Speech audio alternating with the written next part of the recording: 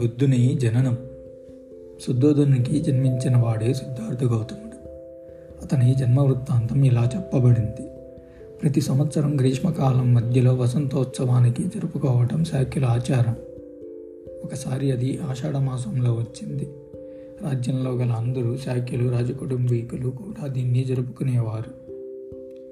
ఈ ఉత్సవం 7 రోజుల పాటు జరుపుకోవటం ఆనవాయితీగా వస్తుంది. ఒకానొక తరుణంలో పండుగను ఆనందోత్సవాలతో, అత్యంత వైభవంగా, నానావిధ పుష్పాలతో, సుగంధ పరిమళాలతో జరుపుకోవాలని మహమ్మాయ నిర్ణయించింది. మధుపానం మాత్రం నిషేధింపబడింది. ఆ 7వ రోజున మహమ్మాయ పెందలకడే నిద్రలేచి పన్నీటి జలకమాడి 4 లక్షల వరహాలు దానం చేసింది. విలువైన నగలను అలంకరించుకొని తనకు ఇష్టమైన ఆహారాన్ని భుజించి ఉపవాస కాలం నాటి మొక్కుబడులన్నిటినీ తీర్చి సర్వాలంకార శోభిత అయి అలరారుతూ నిద్రించడానికై రాజసౌధంలో గల తన శయన మందిరంలోనికి ప్రవేశించింది. ఆ రాత్రి శుద్ధోదనుడు మహమ్మాయ కలిశారు. మహమ్మాయ గర్భం దాల్చింది. హంసతులీకా తల్పం మీద పడుకొని నిద్రపోయింది. ఆ గాఢ నిద్రలో ఆమె ఒక కల కన్నది. ఆ కలలో 4 దిక్పాలకులు శయ్యపై పవళించి ఉన్న తనను పైకెత్తి హిమాలయ పర్వత శ్రేణిలో ఎత్తైన ఒక సమతల ప్రదేశంలో గల పెద్ద సాలవృక్షం క్రిందన ఉంచి పక్కగా నిలుచుని ఉన్నారు. ఆ దిక్పాలకుల భార్యలు ఆమెను సమీపించి మానస సరోవరానికి ఆమెను తీసుకువెళ్ళారు. ఆమెకు స్నానం చేయించారు. దేవతా వస్త్రాలు కట్టారు. సుగంధ ద్రవ్యాలతో అభిషేకించారు. దైవత్య సిద్ధిగా ప్రాతురాలిగా ఉండే విధంగా పూలమాలలతో అలంకరించి సిద్ధపరిచారు. అప్పుడు సుమేధనుడనే బోధిసత్వుడు ఆమె ముందు సాక్షాత్కరించి, ఈ భూమండలం మీద నా కడపటి జన్మను ప్రారంభిస్తామని తలపోస్తున్నాను. నీవు నా తల్లిగా ఉండటానికి అంగీకరిస్తావా అని అడిగాడు. మహాదానందంగా అని ఆమె అన్నది. అంతలో మహమ్మాయకు మెలకువ వచ్చింది. మరునాటి ఉదయాన్నే మహమ్మాయ తన స్వప్న వృత్తాంతాన్ని శుద్ధోదనునికి తెలియజేసింది.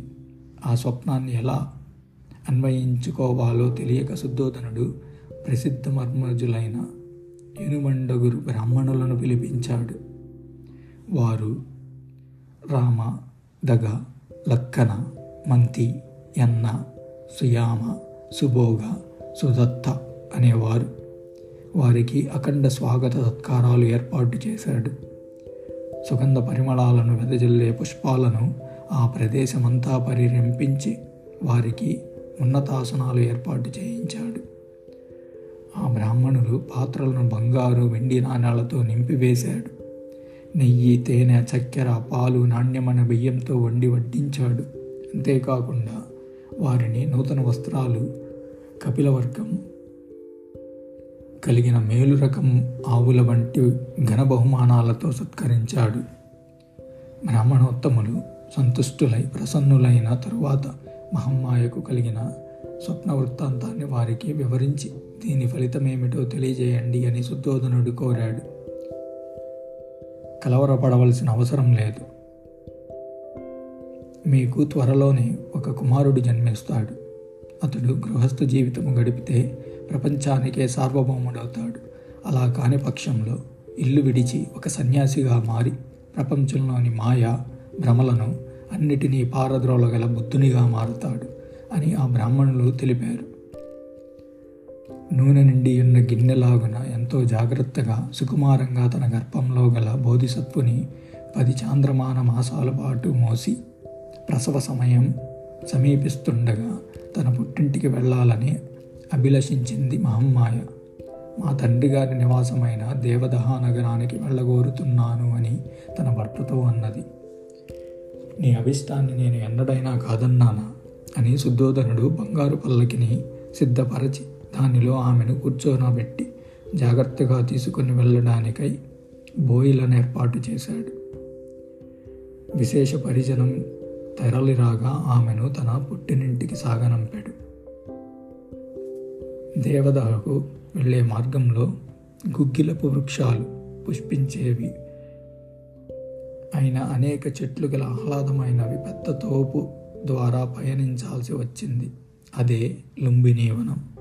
ఆ లుంబినీ వనం గుండా పయనిస్తూ పల్లకి స్వర్గంలోకి చిత్తలాతవనమో లేక సార్వభౌముని కోసమే అలంకరింపబడిన విడిది మంటపమో అనిపించేటట్లుగా ఉంది. చెట్ల మొదళ్ళ నుండి కొమ్మల చిగుళ్ల వరకు పలు రకాల పండ్లతోనూ ఆకర్షణీయమైన రంగురంగుల పూలతోనూ వింత మధుర ధ్వనులను చేస్తూ ఉన్న అసంఖ్యాకమైన తుమ్మెదలతోనూ కిలకిల రావాలు చేసే రకరకాల పక్షుల సమూహాలతో నుండి రమణీయంగా ఉంది. ఆ సుందర వాతావరణాన్ని చూసి పరవశించిన మహమ్మాయకి అక్కడ ఆగి కాసేపు విశ్రమించాలి అనే కోరిక కలిగింది. దానికై గుగ్గిలపు వృక్షాలతో పులోనికి తీసుకువెళ్ళి పల్లకిని దింపి అక్కడే కొద్దిసేపు ఉండవలసిందిగా బోయాలను ఆదేశించింది.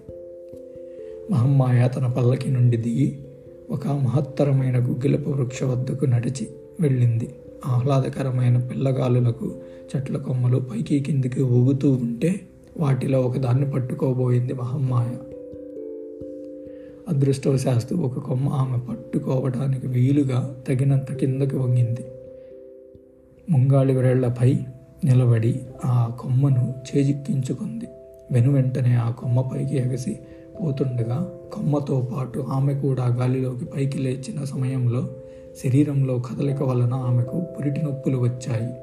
ఆమె చెట్టు కొమ్మకు వేలాడుతూ ఉన్న దశలోనే, నిలుబడి ఉన్న భంగిమలోనే ఆమె ఒక పిల్లవానిని ప్రసవించింది.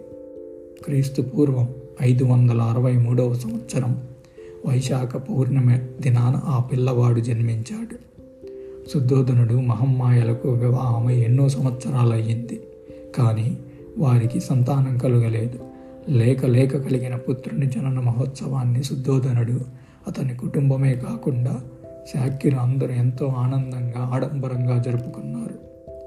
పుత్రుడు జన్మించిన శుభకాలంలో శుద్ధోదనునికి రాజుగా కపిలవస్తును పాలించే అవకాశం వచ్చింది. అందువల్ల రాజరికం పొందిన ఆనందంలో ఉన్నాడు. అతని కుమారుడు అనవాయితీ ప్రకారం రాజకుమారుడుగా వ్యవహరింపబడేవాడు.